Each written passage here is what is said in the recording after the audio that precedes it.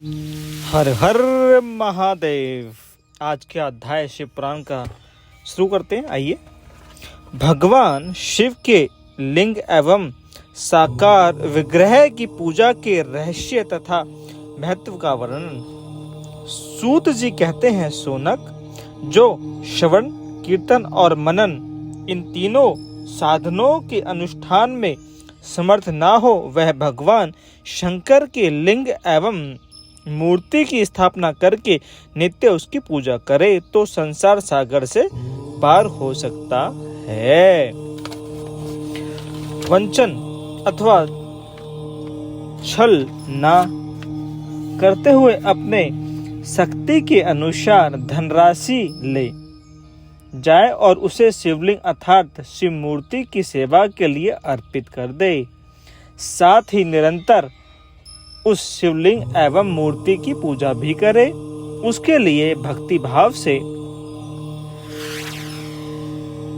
मंडप, तीर्थ मंड एवं क्षेत्र की स्थापना करे तथा उत्सव रचाए। वस्त्र, गंध, पुष्प, धूप, दीप तथा और शाक आदि व्यंजनों से युक्त भांति भांति भक्ष्य भोजन अन्य नैवेद्य रूप में समर्पित भोलेनाथ को करे। छत्र, ध्वज, चामर तथा अन्य अंगों सहित राजो प्रचार की भांति सब समान भगवान शिव के लिंग एवं मूर्ति की पूजा करें एवं चढ़ाव चढ़ावे। प्रदक्षिणा, नमस्कार तथा यथाशक्ति जप करें। आवाहन से लेकर विसर्जन तक सारा कार्य प्रतिदिन भक्तिभाव से संपन्न करें। इस प्रकार शिवलिंग अथवा शिव मूर्ति में भगवान शंकर की पूजा करने वाले पुरुष श्रवण आदि साधनों का अनुष्ठान न करे तो भी भगवान शिव की प्रसन्नता से सिद्धि प्राप्त कर लेते हैं। पहले के बहुत से महात्मा पुरुष लिंग तथा शिव मूर्ति की पूजा करने मात्र से भवबंधन से मुक्त हो चुके हैं, तो आप भी हो जाएंगे। ऋषियों ने पूछा, मूर्ति में ही सर्वत्र देवताओं की पूजा होती है, लिंगों में नहीं, परंतु भगवान शिव की पूजा सब जगह मूर्ति में और लिंगों में भी क्यों की जाती है? ऐसा हमें बताइए। ऐसा जानने की हमारी हृदय से बहुत मनोकामनाएं हो रही हैं। सूत जी ने कहा, तो आप ध्यान देकर सुनो मुनीश्वरों, तुम्हारा यह प्रश्न तो बड़ा ही पवित्र और अत्यंत अद्भुत और दुर्लभ है। इसे विश्व में महादेव जी ही वक्ता हो सकते हैं।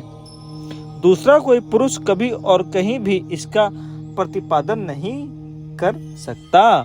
इस प्रश्न के समाधान के लिए भगवान शिव ने जो कुछ कहा है और उसे मैंने गुरुजी के मुख से जिस प्रकार सुना है, उसी प्रकार मैं क्रमशः तुम्हें बता रहा हूँ।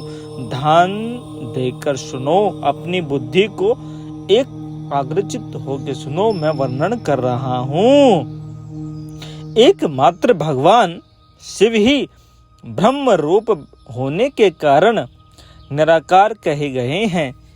रूपवान होने के कारण उन्हें सकल भी कहा गया है, इसलिए वे सकल और निष्कल दोनों हैं।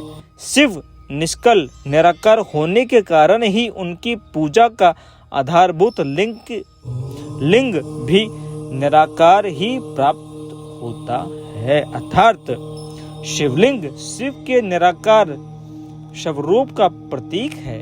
इसी तरह शिव के सकल या साकार होने के कारण उनकी पूजा आधारभूत विग्रह साकार प्राप्त होती है, अर्थात शिव का साकार विग्रह उनके साकार स्वरूप का प्रतीक होता है। सकल और अकल समस्त अंग आकार सहित साकार और अंग आकार सहित सर्वथा रहित निराकार हैं। रूप होने से ही वह ब्रह्म शब्द से कहे जाने वाले परमात्मा हैं। यही कारण है कि सब लोग लिंग निराकार और मूर्ति साकार दोनों में ही सदा भगवान शिव की पूजा करते हैं और करते रहेंगे। शिव में भिन्न जो दूसरे देवता हैं वे साक्षात ब्रह्म नहीं हैं, इसलिए कहीं भी उनके लिए निराकार लिंग नहीं उपलब्ध होता। वो सिर्फ भगवान शिव के लिए ही उपलब्ध है और भगवान शिव को ही लिंग रूप में पूजा जाता है। पूर्व काल में बुद्धिमान ब्राह्मण पुत्र सनत कुमार मुनि ने मंदराचल पर नंदकेश्वर से इसी प्रकार का प्रश्न किया था। सनत कुमार जी बोले, भगवान शिव ने भिन्न जो देवता हैं उन सब की पूजा के लिए सर्वत्र प्राय मूर्ति मात्र ही अधिक संख्या में देखी और सुनी जाती है। केवल भगवान शिव की ही पूजा में लिंग व दोनों का उपयोग होता है। लिंग का और मूर्तियों का दोनों का उपयोग भगवान शिव की पूजा के लिए होता है और ये देखने में आता है। अतः कल्याण में नंदकेश्वर इस विषय में जो तत्व की बात हो उसे मुझे इस प्रकार बताएं जिससे अच्छी तरह समझ में आ जाए। नंदकेश्वर ने कहा, निष्पाप ब्रह्म कुमार, आपके इस प्रश्न का हम जैसे लोगों के द्वारा कोई उत्तर नहीं दिया जा सकता, क्योंकि यह गोपनीय विषय है और लिंग साक्षात ब्रह्म का प्रतीक है। यद्यपि आप शिव भक्त हैं, इसलिए इस विषय में भगवान शिव ने कुछ हमें बताया है, हम वो आपको बता रहे हैं। आप ध्यान देकर सुने, उसे ही आपके समक्ष कहता हूँ। भगवान शिव ब्रह्म स्वरूप और निराकार हैं, इसके लिए उनकी पूजा में निष्कल लिंग का उपयोग होता है। संपूर्ण वेदों का यही मत है।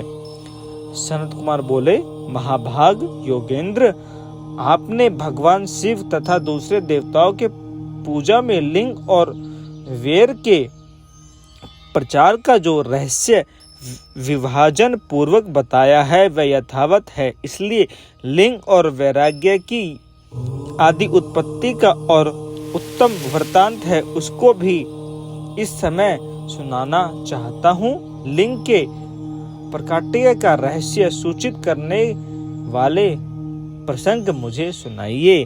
इसके उत्तर में नंदकेश्वर भगवान महादेव निष्कल स्वरूप लिंग के अभिभावक प्रसंग सुनाना आरंभ करते हैं। आप ध्यान देकर सुनिए। उन्होंने ब्रह्मा तथा विष्णु के विवाद, देवताओं की व्याकुलता एवं चिंता, देवताओं का दिव्य कैलाश शिखर पर गमन, उनके द्वारा चंद्रशेखर महादेव का सत्वन, देवताओं से प्रेरित हुए महादेव जी का ब्रह्मा और विष्णु विवाद स्थल में आगमन तथा दोनों के बीच में निष्कल आदि अंतर रहित भीषण अग्नि स्तंभ के रूप में उनका अव्यभाव आदि प्रसंगों की कथा कही। पदंतर श्री ब्रह्मा और विष्णु दोनों के द्वारा उस ज्योतिर्मय स्तंभ की ऊंचाई और गहराई का था लेने की चेष्टा एवं केतकी पुष्प श्राप वरदान आदि के प्रसंग में भी सुनाए। आगे का अध्याय हम कल शुरू करेंगे। आगे की अध्याय के हम आपके कुछ बता देते हैं कि आगे का जो अध्याय है उसके बारे में हम क्या बात करने वाले हैं। आगे का अध्याय यह है, महेश्वर का ब्रह्मा और विष्णु को अपने निष्कल और सकल स्वरूप का परिचय देते हुए लिंग पूजा का महत्व बताना।